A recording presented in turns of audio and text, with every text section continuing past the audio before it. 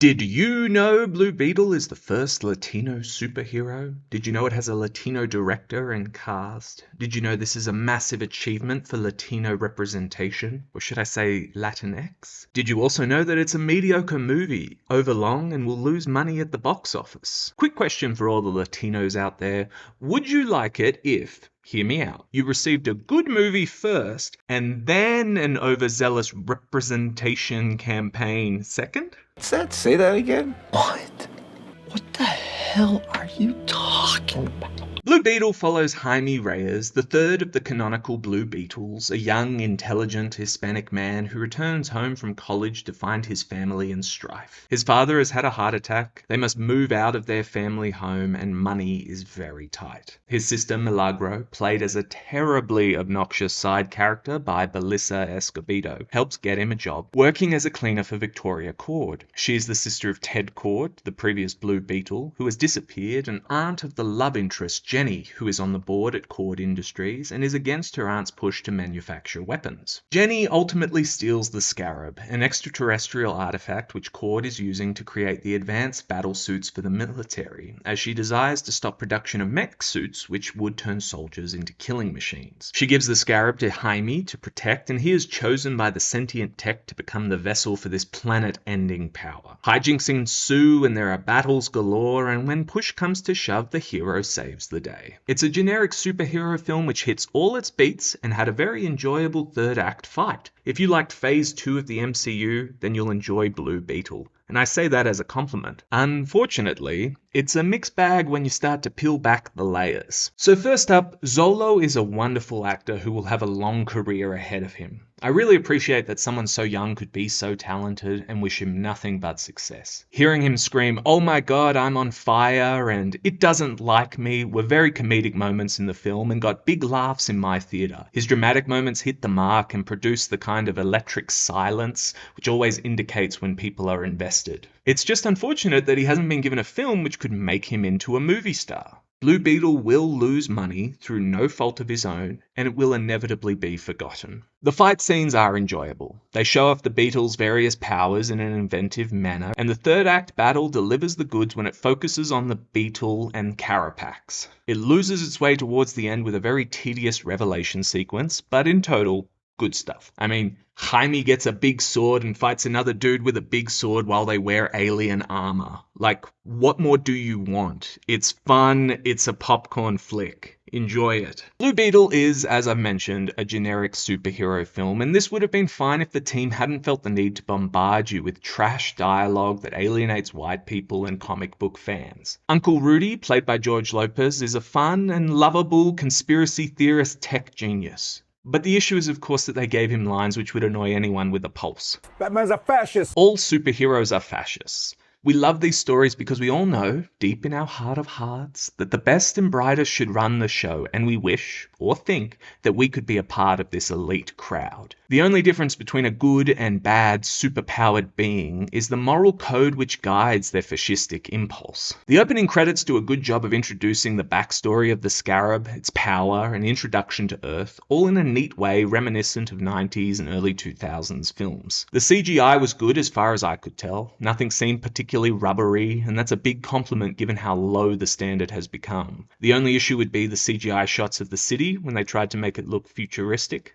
and they come across looking like shit. Ángel Manuel Soto, director of Blue Beetle, moved into this role after his work on Charm City Kings and La Granja, two indie films, and it really should be said, again, that taking an indie director and moving them immediately into a big budget is not wise. In fact, it's stupid. You can see my video in the description below on how filmmakers of colour aren't oppressed when their films fail, but rather have just made bad decisions for a deep dive on this principle. Ángel has crafted a picture which lovingly portrays a strong family working together. It's undeniably heartwarming and a great decision which I think reflects his indie roots. He gives us a positive father figure, and that alone should make it a winner in any book. There has been a horrendous lack of positive fathers in cinema of late. It even makes a point of saying a father's destiny can be to help his child achieve greatness. How can you disregard such a poignant idea? There are also comedy moments such as the Reyes family all going with Jaime to a big interview and his grandma praying for him, which is very sweet and would appeal to anyone regardless of race or class. But this then creates issues for Angel down the line when the film is longer than it needs to be because every family member and even the villain get an opportunity to be a hero of sorts. Blue Beetle should have come in around an hour 45, as some scenes just go on too long, and this is the double-edged sword of making the family a key part of the story. It's heartwarming and a feature which makes Blue Beetle different from other superhero films, but it also adds to the runtime in a big way that means you start to feel the drag in the third act. At the same time, you also get obnoxious sequences which serve no real purpose other than to antagonize, such as Mexicans being pushed around by rich people, or Milagro saying she deserves something the wealthy have, whilst refusing to go to college or even start a business of her own. The most frustrating for me, though, was that of Uncle Rudy, who is a genius, but he never uses his mechanical knowledge to create something which could be monetized and lift the family out of poverty. Not a great plan. Then, at the same time, we get the family complaining about the wealthy buying homes from their neighborhood because the people can't afford it. You literally have a genius who could figure something out which could make you all obscenely wealthy, but it's other people's problem, and they're the bad guys, not the lazy uncle. Right.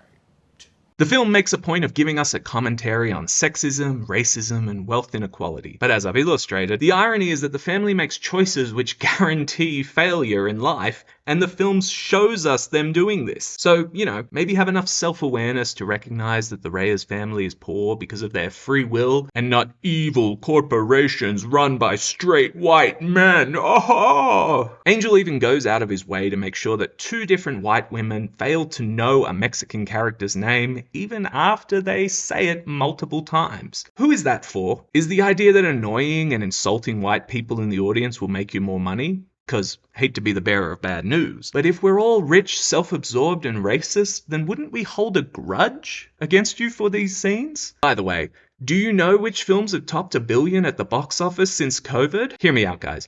Maybe don't attack white folks when we're the ones who'll make you rich. Blue Beetle could have been a massive success, but the Hollywood mind virus has robbed these creatives of the ability to see that some things are better left unsaid if you want to entertain the masses, instead of a minority that won't be able to make your film profitable. And this is the pattern throughout the entirety of Blue Beetle. We get a moment of warmth and wit everyone can enjoy. Everyone.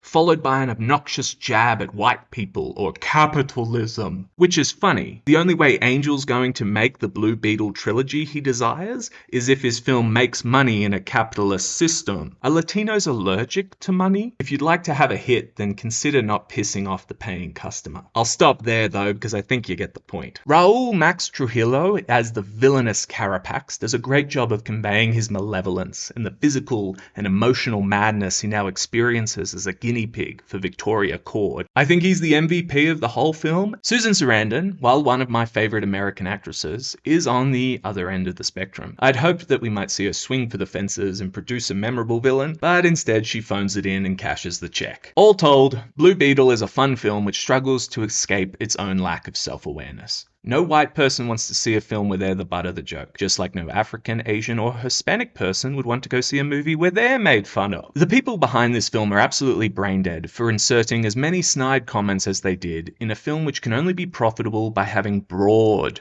appeal. You can say, come on mate, just laugh at yourself, but we all know the difference between a joke between friends and a joke designed to provoke anger. This has the latter energy all over it. And before anyone says otherwise, this film will fail because the word of mouth will be atrocious amongst white people. You can blame a hurricane, or you can say, hey, my cousin liked it, but the majority won't show up, and it'll be the creative's fault. Nevertheless, I do think that you should go see it.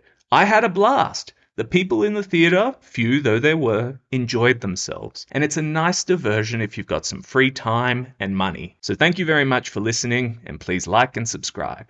Nana? I advise we back away.